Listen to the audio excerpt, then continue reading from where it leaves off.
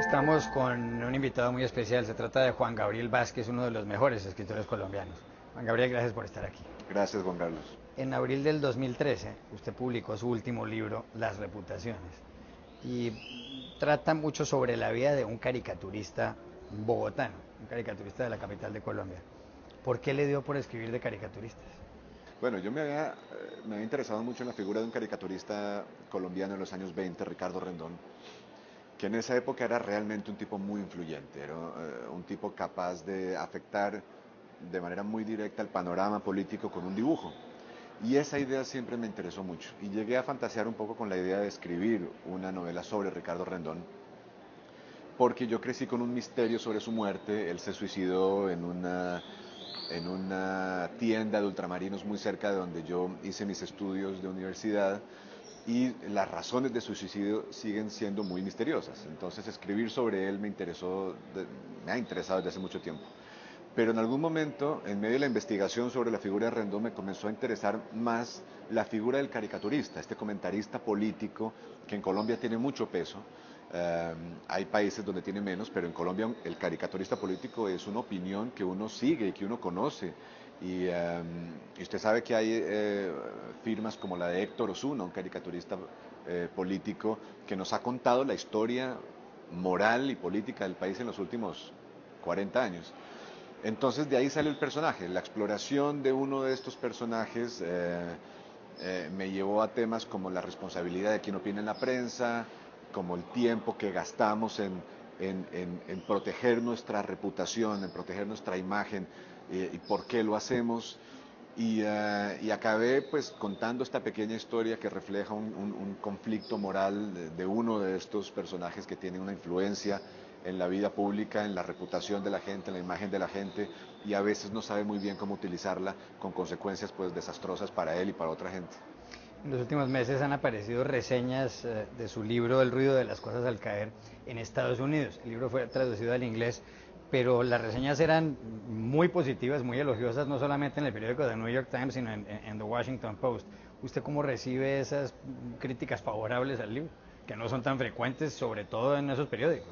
Sí, no son frecuentes porque Estados Unidos, el mundo de la edición en Estados Unidos, no, no es muy abierto a traducir, ¿no?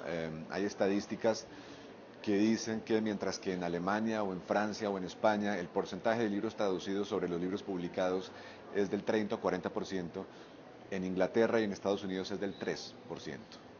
El 3% de los libros que se publican son traducciones. Y eso pues presenta para mí un contraste muy fuerte con el hecho de que a mí me formó la literatura en lengua inglesa en buena parte, ¿no? Escritores ingleses y norteamericanos,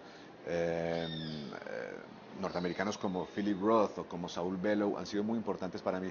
Entonces, al mismo tiempo que esa literatura me haya formado y haya sido importante para mí, eh, y que sea y que sea difícil para un escritor latinoamericano que su libro pues llegue a ser leído y a ser ampliamente leído en Estados Unidos. Es paradójico, y esta situación que se ha presentado con el ruido de las cosas al caer para mí es muy satisfactoria por eso, porque es una especie de, es como vencer esa paradoja, ¿no? Es como finalmente esa tradición que me ha formado está ahora leyendo de manera generosa mis libros, y eso pues no me puede causar sino satisfacción. ¿Qué está escribiendo? Yo también quiero saber eso. Eh, Estoy comenzando una novela, pero yo nunca sé gran cosa de mis libros cuando los comienzo. Sé cosas generales. Yo puedo decir que es una novela sobre 1914, por ejemplo, eh, que es un año. ¿Por el aniversario de la Primera Guerra Mundial, ahora que estamos en el 2014? Tiene algo que ver con los hechos de los que salió la Primera Guerra Mundial, pero es que 1914 también es un año muy interesante en Colombia, ¿no? Es el asesinato de Rafael Uribe Uribe, un, eh, un militar retirado, veterano de varias guerras civiles, que los lectores de García Márquez conocen, aunque no sepan que lo conocen, porque fue el modelo para Aureliano Buendía, el personaje de Cien años de soledad.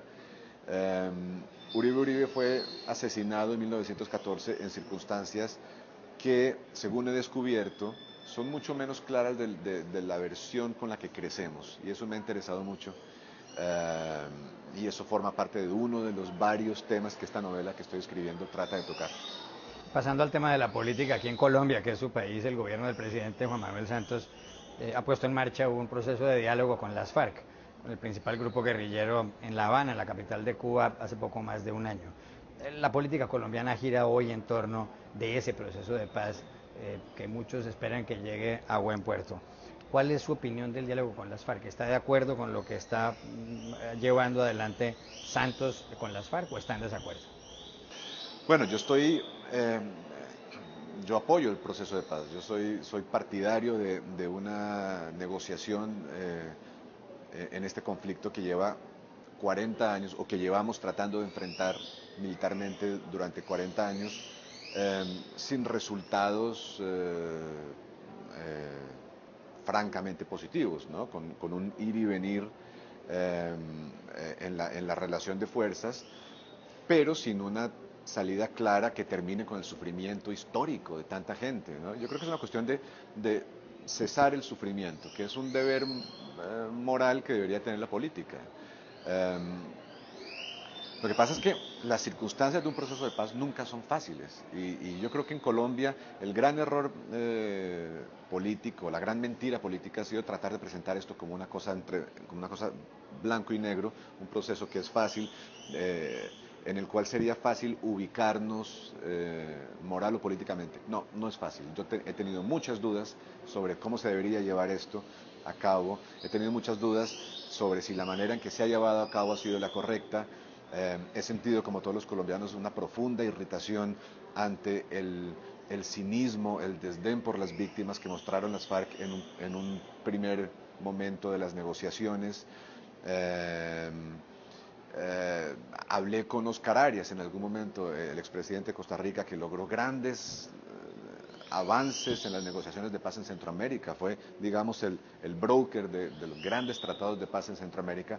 El tipo me decía que hay dos cosas que el proceso colombiano no ha respetado. Una es el cese de hostilidades antes de la negociación, es decir, uno no puede sentarse a negociar con alguien que tiene una pistola encima de la mesa.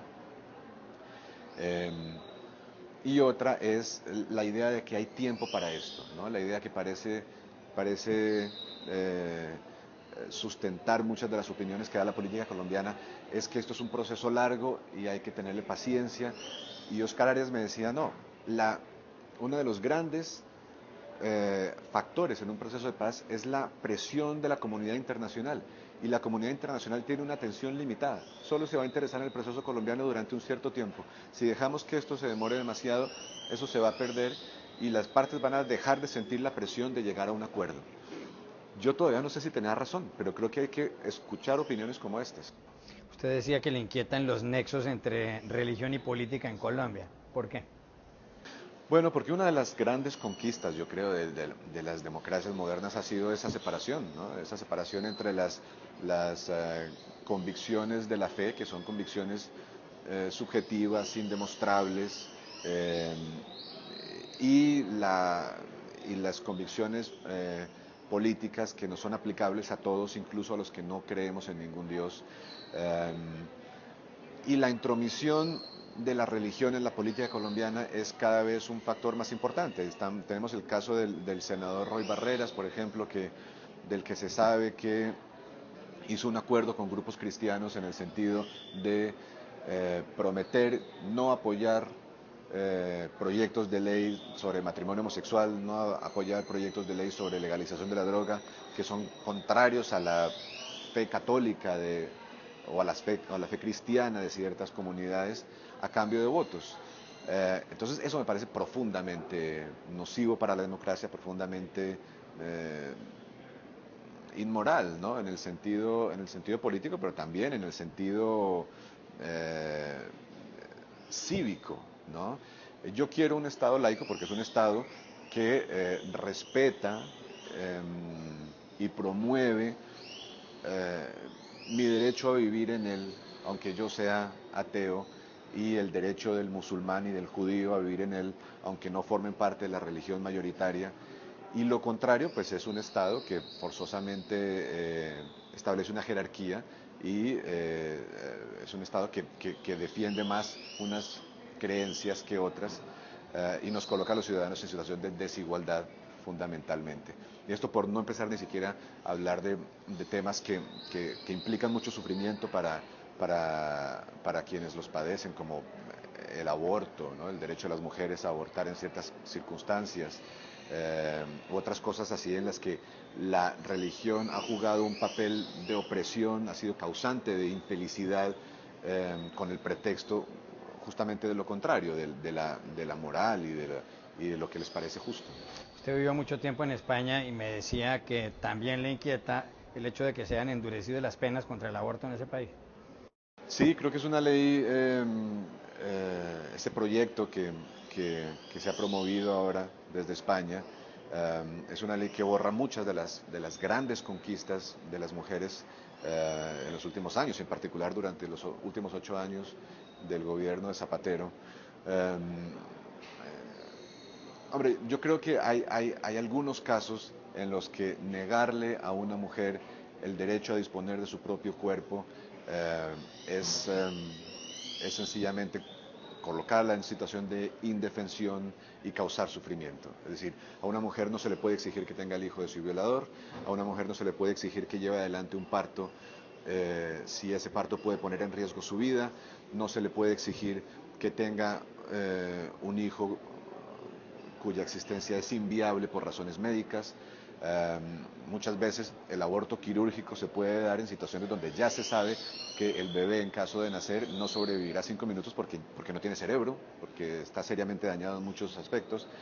Y obligar a la mujer a tener ese hijo con grave riesgo para su vida, con graves traumas emocionales y morales, eso es nuevamente inmoral, en el sentido de que parte de la política debería ser la actitud moral de no causar sufrimiento. Y a una mujer a la que se le obliga a continuar con su embarazo en ciertos casos, se le está causando un sufrimiento muy alto que se podría evitar y eso pues es contrario a lo que debería ser una estructura legal de cualquier país.